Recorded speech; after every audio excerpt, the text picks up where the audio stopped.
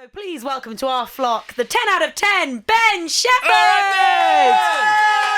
Well, Thank you, Tilly. what a laugh! What a laugh! Oh, Chris, it's so lovely to see great you. to see I just want to you. give you a bigger hug. Well, we just gave each other the biggest hug. I've been on your show loads, your shows loads. Yes. You've always been so nice to me, and Joel's great. You and Joel are great. You're best mates on telly and off telly. You're two of my favourite people on the telly and off the telly. What the heck is going on? Is this not the longest ever episode of Dragon's Den with one contestant that you've somehow managed to massage into a podcast? Got to drag it out. So essentially, yes, what we are doing. So the Businessmen podcast came about because Joel and I wanted to do something together. We decided that we wanted to try and launch a skincare brand. Yes. But the premise of the podcast is us going on this journey to launch a business. Yes. The highs, the lows, the fails, the nonsense, us being idiots and having no idea what we're doing, surrounding ourselves with experts. And you're absolutely right. Essentially, it is the pitch for the funding. But that bit that they do in the Dragon's Den is when you've got a business plan, you've got the idea, you've already done some pre-sales, and you're looking for money. We're way away from that at the moment. It was episode 2. It wasn't until episode 2 that you got a pen. This is a true story, everyone. You're absolutely right. And it became apparent that we might need to write some stuff down. Yes. Because we work in a very digital, virtual world, Christopher, but actually writing things down and remembering them has become an important part of what we're doing. Now, pressure's on you because Joel keeps deferring to you as the wise older guy, the OG, not old guy, but the older guy who's already been successful in business, blah, blah, blah, blah. I'm thinking, that's something we need to talk about. Well, it's heavy. I think the two of us together, he's 10 years younger than me, so he's 40. Yeah. I've just turned 50. I don't know if you realise. I didn't like to make a fuss about it. Yeah, there was no men's health front cover thing. I was very quiet celebration. We'll get onto that in a moment or two. But we're at sort of slightly different stages. His son Wild is 2, and they've just announced they're having another baby, which is really exciting. My boys are 18 and 20, so we're sort of at these stages in our career and our lives that sort of felt like there's a bit of synergy about what it is who we are, how we approach life, and also health and well-being. And the two of us decided that we've had the benefit, like you, when you work on telly particularly, the benefit of working with the major makeup artists, skincare experts and dermatologists. Yes.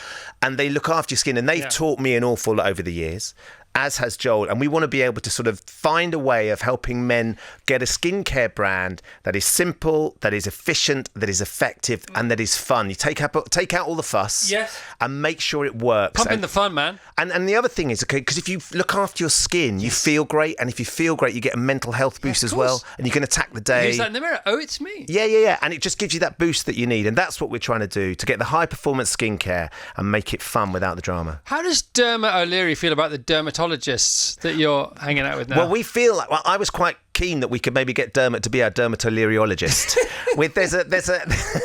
There's a chance that if we can, we'd get him in at a drop of a hat, because that guy's got great skin. He's got great skin. Alison Hammond's got the best skin I've ever seen. She's got an amazing skin. She's the best smelling person I've ever seen and has the best skin I've ever seen. She's the best dancer. She's the best TikTokist. She's the best at a lot of things. Yeah, and because you are in this hotbed of ITV and you're around these hair and makeup geniuses the whole time, you have benefited from having your skin cared for. Totally. And is that because you did on the first episode? You talk about you two getting together. You're both really fit. You're super fit. Congratulations on that crazy Men's Health cover shot by the oil cover shoot. Joel is super fit. I've run the marathon with him. Yeah. He beat me dressed as a piranha. And I was really trying, and I don't think he was trying at all, and he still beat. And that costume's not heavy. Yeah, exactly. It's not light. So everybody thought, okay, you two get together. It'll be something to do with fitness, and it is well-being, I suppose. Did you ever think about protein bars or anything like that? We talked about it, and I think it was episode 1 that Nish came on, and he said, like, if you'd said protein bars, if you'd said supplements, that would make sense to me. What are you doing? But and maybe we'll get there down the line, Chris. There is an opportunity to create a brand that there is, because it is health and well-being. Yes. But we're starting with the skincare initially, but who knows where it could go. Yeah. But we want to get this bit right, because it's all about looking after ourselves. We want men to look and feel great, and if you look great, you feel great, and everything else sort of falls into place. Yeah, well, you got a better chance of feeling great, that's for sure. So this podcast, The Businessmen, new episodes every Tuesday. It is funny. I mean, I thought, what if it's a bit thin? If we pull the thread, will it all come falling down? But it's good, man. I mean, I've listened to 3 episodes. Ross has just appeared. Now, I described Ross earlier on as not as a character from the shadows, but not shady. No, he's definitely not shady. He's a shadowy character because he comes in from the wings, and it sounds like he might know what he's talking about. He definitely knows more than we do. So Russ is a very old friend of mine, has worked for years in the world of advertising and marketing, and has launched product. He's been involved with the amazing Gemma Atkinson and her skincare range, Gem and Tonic, which is just fabulous, that she's done an amazing job with. So he has experience in that world. Yeah. So he is definitely a guiding hand in terms of business, in terms of process, in terms of what we need to do. But there's a few people around us that we are bringing together. You mentioned how we had a dragon on. Deborah Meaden's on in an episode, I think, in a couple of weeks that I've just done with Deborah. You've been listening to the show. I've been listening to I always listen. You know I listen to your show. Lee, this morning, when he was saying it's Friday, I was on the train coming in, on the train to Waterloo, and there's all these people commuting on a Friday morning. And I was just like, if only they could hear the joy in Lee's voice, because he's celebrating because it's Friday. It just makes you smile, Chris. That's the brilliant thing about your show. You just infect us with your energy and enthusiasm. It's why I adore you as a broadcaster. Why you're one of my heroes. And I think there is something that Joel and I have that's similar. Like, it's about embracing any opportunity that comes your way and just sort of making the most of every moment. It's so important. And this, the business, having Russ involved with it as an old friend who's guiding us, the journey that we're going to go on, the stuff we're going to learn, and we're going to make mistakes, and it's going to fall apart at times, but hopefully we will get something to market. And the thing is, Chris, it's really important. We want to be guided by men. Yes. Right. So we're trying to launch the biggest ever male skincare survey that's ever been done. Women do surveys all the time. They love a survey. Yes. Men were a bit rubbish.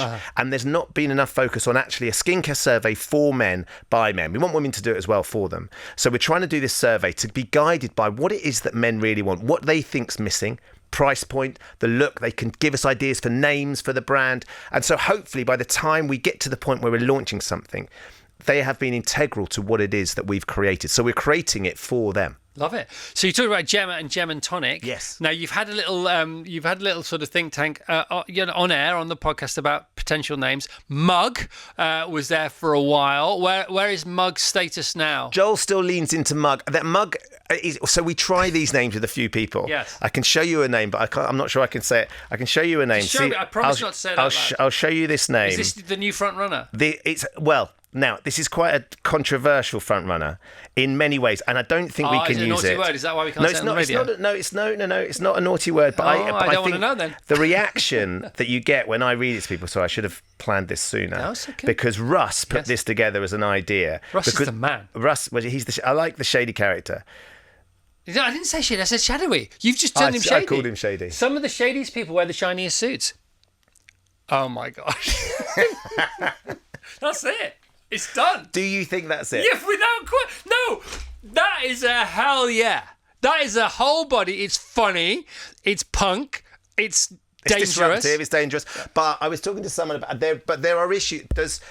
No. Why are there issues? But because some stockists might not stock it. So what? They will in the end. Because they'll be the ones knocking on your door, trying to break your door down. That's how it works, man. It was Russ's wife that came up with that. Well, the wives feature. There's been some wife action. There has, yes. Yeah. Okay. So tell us, Sam and Jack. Sam and Jack. I thought they were your best mates. Then I realised it was your wife's names. Because Sam and Jack, No. So Sam and Jack are my sons. Sam and Jack are my sons. They are my best mates, to be fair. Wives' names, please. Annie and Hannah. Oh, that's better. That's easier. Yes, okay. And they're definitely female. Okay, got it. Okay, so they're featuring.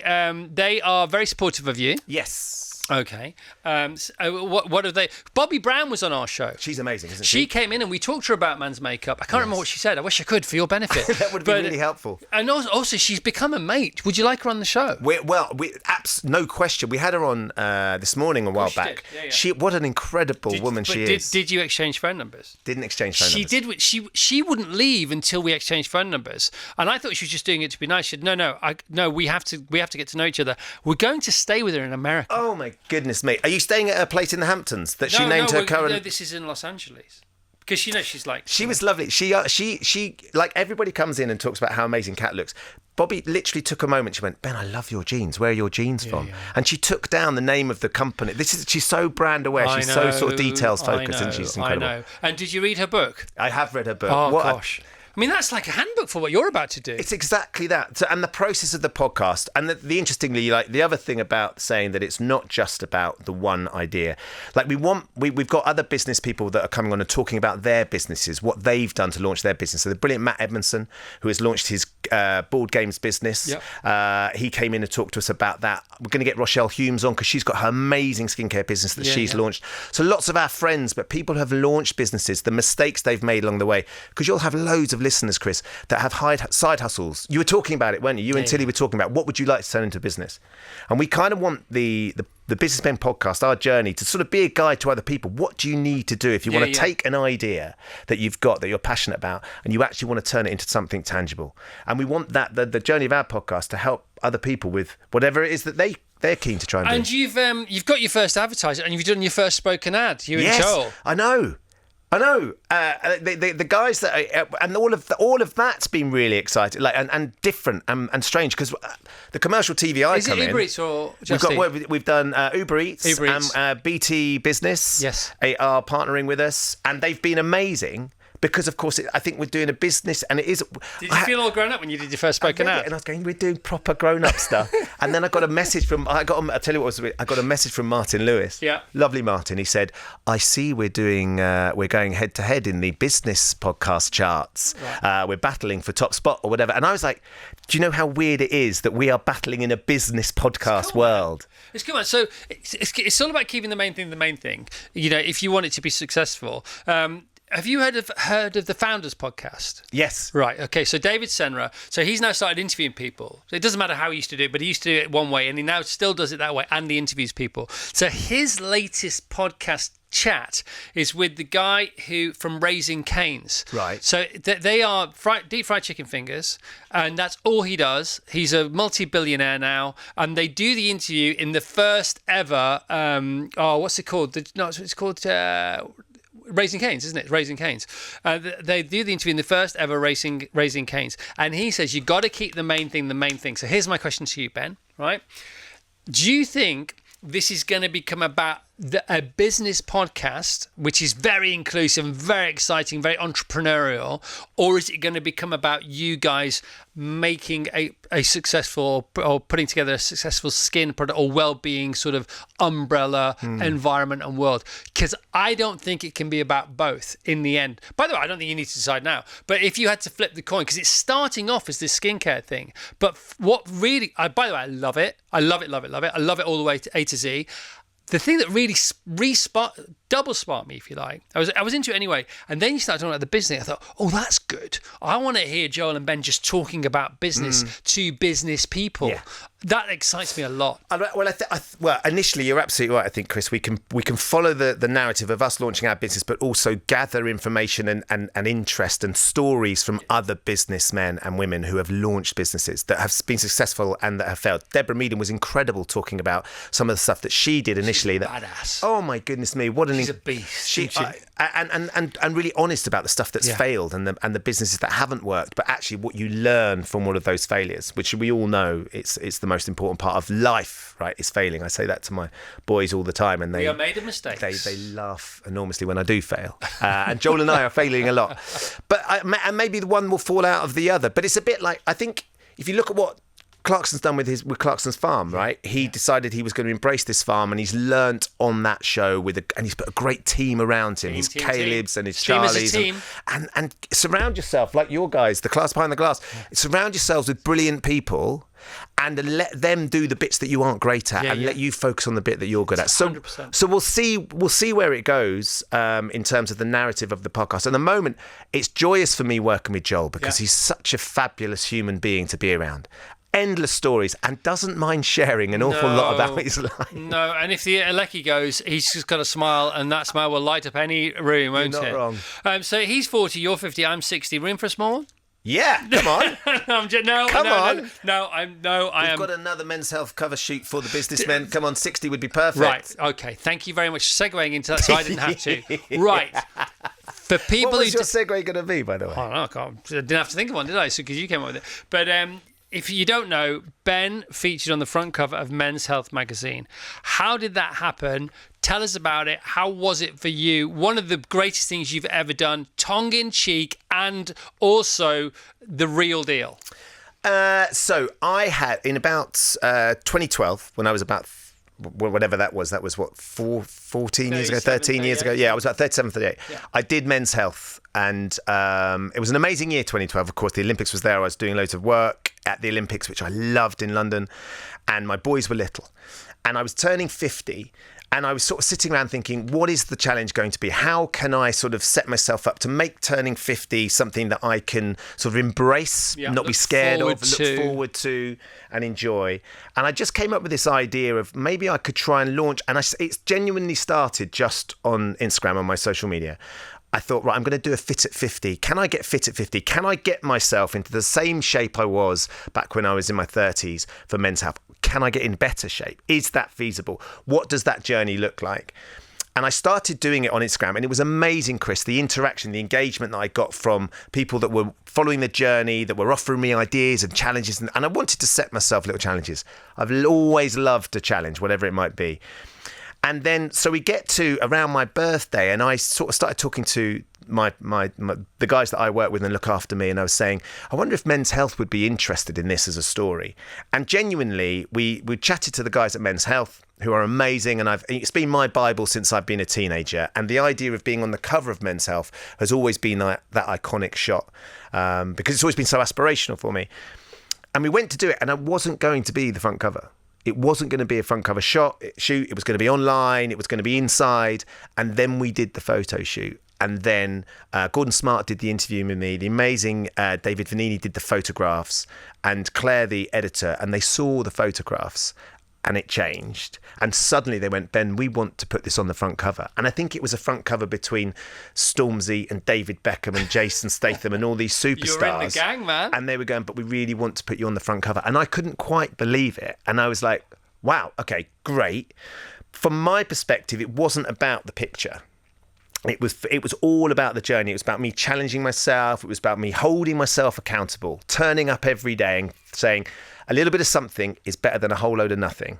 And if I can do a little bit every day, it's amazing how that builds momentum in terms of feeling great. Yeah. And then when you sort of feel great, you start looking great. When you look great, you want a bit more of that. And all of a sudden, we did the photo shoot, and then we had to wait for the magazine to come out. And I've been absolutely floored by the response. Because I had so many people, lots of people going, it can't be real. My wife was very suspicious as well, to be fair. She's like, it's amazing what they can do with AI these days. Shouldn't she? If she's suspicious, so am I all of a sudden. Because I wasn't, I have to say. But here's the thing. Lots of people going, oh, you must be doing this, or you must be doing that. It was sort out your nutrition, hold yourself accountable, and turn up and do something. You don't have to do it every day, but do something. And it's amazing how action leads to motivation as well, right? Yeah, totally. And Annie's always been brilliant because she's like, I don't care. I mean, it's lovely for you, and I know that's really important for you, but how I look isn't important. Putting the bins out is important for Annie. About the bins They're the things that are important to us. What and are the family. three things? The bins is the last thing. The first thing? I'm good at telly. I'm good at sport. And putting the bins out. Nice and that's it. But she's always said, he knows what he's good at. And he just sticks to those three things. But it was phenomenal. Thank you. I mean, did it just explode, literally? Yeah, it really did. I remember when I saw it. Can I just tell you? So it's like, because I always stop at the same service station on the A40, just between Acton and wherever it is, for a coffee every morning on the way to work. And I get on with the guys there, and we have a great fun. And it's about the first time I speak out loud each day is then. I go, and I sometimes jump back because you hear your own voice for the first time. Yeah. You go, here I am. And that's why I sort of have a chat and I stop to engage. And I always see it's giving me chills. I always see the new Men's Health, and I was like, yes, Ben! Literally, I was like, oh my God. And I was so pleased for you. And it just made me feel so much joy. Thank you. And is that the general response that The response has been that. The response has been really enthusiastic and positive. I had mates of mine who sent me a picture of an older lady in Tesco's who had Men's Health with her shopping like this. And she's gone through with all and this woman's there at the end and he said, oh, you're a big Men's Health reader? And she said, oh, it's for my grandson. Of or course, whatever. of course it is. And things like that. People have sent me pictures of it around and about, and it's lovely that it's lovely that people have noticed. And all I really want is to go, look, I did it, and there's nothing unusual about me necessarily. Yes, I'm pretty driven, and I've always really enjoyed it, and I understand the value for me that I need to train and look after myself for my mental health. Yeah. Especially when I was doing the breakfast show. I mean, you do horrendous hours, right? You have to find ways of coping with less sleep. Yeah. And that's one of the ways I've been able to do it. But the amount of people that have got in touch and said, Ben, my friend Andy out in America, I'm going to do my fit at 60 and I'm doing a fit at 30, and you've really inspired me to want to do that. As a byproduct of me doing this thing, to think that there's a few people who've gone, I fancy trying to do this, and I think I could do it. If Ben can do it, he's so normal and relatable. He's just some bloke who's a dad, and he's got a job that means that I can watch him on telly. But there's nothing different about me necessarily. Then why can't I do it? Yeah, and Dommett is not in the shabbiest of shapes either. He's no slouch. Have they come after him? Do you think? He's a bit upset at the minute because he hasn't been approached. That's got to be. I mean, he's got to be secretly getting ready for that. He's got to be winding the flywheel. He's in the jungle at the moment. I sent him a message saying, he's out in the jungle because they're preparing, because he's doing the ITV2 show for the jungle. But his running, we run together, and his running is sensational. I don't talk about his running anymore because he overtook me as a piranha. So it's great. So now, do you feel extra pressure to look after yourself even more because of the skin product thing? I don't feel. You look fabulous. Thank you very much. I don't feel extra pressure. I like putting the pressure on myself. No one puts more pressure on me than myself. Right. I'm my own worst enemy, my own worst critic in many ways. So I don't feel, but I want to look after myself.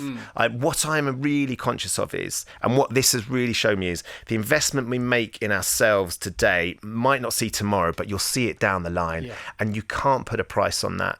And I've got two boys that I want to be a great sort of influence on. And my eldest son, Sam, now is super fit and super strong. And I'm constantly battling to try and stay ahead of the game with them so I can compete with them. So we can go and we can play golf together, or we can go to the gym together, or we can play football together, or we can just do stuff together. Yep. And I went to Australia in the summer. I was working for the British Lions tour. It was the most amazing thing. And I took Annie and Sam and Jack. My mum and dad came. My brother was there with his wife. My mum and dad are 80 and 81, Chris. And they matched us step for step, for beer. And my dad's not been that well recently. But all I kept thinking was, I want to get into my 80s and I want to be able to share these experiences with my sons and hopefully their families as well, like my mum and dad have. They've been such brilliant teachers for me, just in terms of ambition and drive and focus and work, and then to be able to make the most of those moments, because life is about memories, isn't it? It's about experiences. And so we had, and that's in the back of my mind as well, that it's pressure to make sure that I don't miss an opportunity. I think that's what I love about watching you, and I've always loved about following your career. You strike me as the sort of person that if an opportunity pops up, you grab it with both hands and you run with it. And it might not work, or it might become something extraordinary. Yeah, well, I don't know. Let me tell you what I do. I still grab it with both hands, and then I pass it to someone else. Yes, too right. But absolutely, because you've got to the point where you're going to go, because I can't do it anymore. No. Because I want to do this as well as I can. And I love doing this. But it takes a while to kind of go, I can't do everything for everybody. So what am I going to do? Let me get this to a point where someone else can then run with that. I'll do 3 meetings and I'm done. Yeah. You know, that kind of thing. It's all about the marginal decade. Do you know about the marginal decade? I don't know about the marginal decade. So the marginal decade is your last decade, but of course you don't know when your last decade is, because it's a reverse engineering, joining the dots when you die. And one of the best things, fit at 50, super sexy at 60, or whatever you want to call it, that's all great, and it is really, really great, and it builds towards the marginal decade, because your last 10 years, you want them to be enjoyable. Yes. You want to be thriving, not just surviving. Yes. And then you really, ideally, we all just want to fall off our perch one day, don't we? Yeah. Preferably on a golf course with our kids in our sleep, something like that. What we don't want is this long, drawn out, horrible end of life situation, which unfortunately lots of people are challenged by and have to live with. And if you stay as fit as you can for as long as you can, that's more likely to happen. And what greater goal or incentive than that? Yeah. I think living every moment and sort of embracing the joy as it comes. Yeah, I totally agree. We try and live vertically, not horizontally, because horizontally is time passing, and we don't let time pass. We pass through time, and sometimes time is irrelevant, because clock time is useful.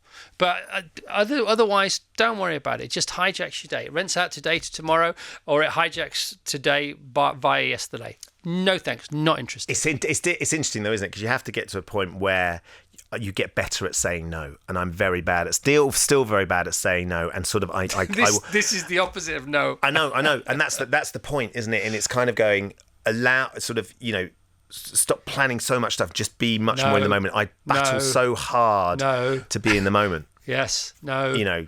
Because I'm thinking, right, I've got to get to there, I've got to get to there, I've got to get to there. How did you get Robbie Williams to be your producer?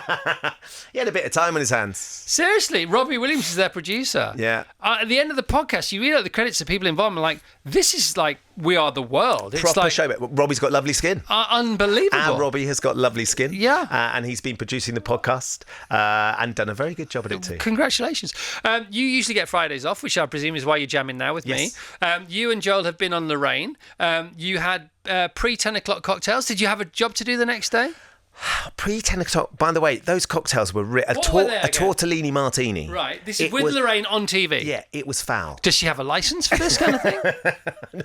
I don't think she does. There should be no licence granted for a tortellini martini, by the way. Tortellini martini? A tortellini martini. Were you working that day, or was that a Friday as well? That was a Friday. All right. Okay, that was a Friday. Friday's fun day. So Friday's fun day, is it? Good for you, mate. Good for you. Friday's What would you, up until now, what would you have normally done on a Friday? I try and play a bit of golf. I love golf. Try and play a bit of golf on Friday. On Friday? Do you take over boys are done now. That's the weirdest thing. Course. Jack's now working at his old school as a teaching assistant. No way. Sam's studying maths at Bristol University. We had this amazing moment last weekend, Chris. This is sort of like one of those things where you sort of sit there and go, crikey, life is moving so fast. Sam came back with a load of his mates from all his housemates from university. He lives in a house of 9, for heaven's sake. It's like a commune. Anyway, they came up for a friend's 21st in London, so they all stayed at our house. And we sat on the Sunday lunchtime having lunch with all his housemates. It was fabulous. And they're just telling us stories about university. And Annie and I both realised, so it was 21st birthday, we met at my best mate's 21st birthday. That's when we got together. Sam and his friends are at that age when we got together, and you kind of go, time is flying. It was magical. It was really gorgeous having them all there and sharing it all with them. But you sort of go, right, okay, life is moving so fast. I was having a clear out yesterday because I have to. On Sunday, Monday, Tuesday, Wednesday, Thursday, I stay somewhere else because I get up at silly o'clock.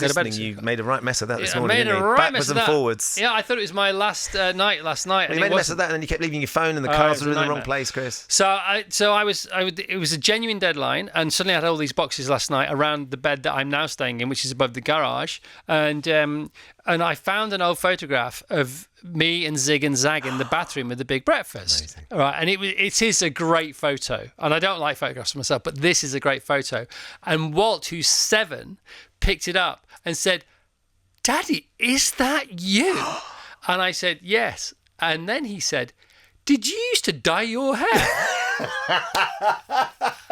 I said, "No." He said, "Your hair wasn't really that colour, was it?" I said, "Yeah." He went, and then he just walked off. He didn't know what to do with it. It's amazing. So funny. I was with Gabby the other day, actually. She sent her love. Yeah, so we had a guest yesterday, Donna Ashworth. She was going on to Gabby's show as well. And you know that my favourite phrase ever on this show, we have a guest on and they go into your show, and I say, and by the way, if you've not had enough of this person, you've got some more of this person, they're on this morning. So it's great. We share guests. The last time you came in, you skidded a Porsche in our studio. Your skid marks were all over the studio for a very long time, Chris Evans. Poor old Abby, a part of our art department, was on her hands and knees. Sorry, Abby. Clearing up your skid marks. But it was all for charity, and it really was. It was amazing as well. Ben, The Businessmen is out now, the podcast, The Businessmen. New episodes every Tuesdays. There's 3 or 4 there to get your teeth into straight away. And this is Joel Dommett and Ben Shephard with us this morning, talking about getting into business together, just having a laugh, smelling the roses on the way. That's what it's all about. And see what happens. And we've got the skincare survey as well. We'd love you, Chris, your team, and anyone listening to do the skincare survey, the biggest ever men's skincare survey. And you can get involved, and you can comment on the show via Patreon and all that kind of stuff. Yeah. All the links are there. You know, and one of my favourite affirmations is success is not the product, it's the process. And whatever happens at the end, happens at the end. Don't be tied or sort of hijacked to the outcome. So, Ben, can't wait to see what happens, man. Thank you so much for having me on, Chris. It's been honestly. Can we hear it for Ben Shephard, one of the goodest things.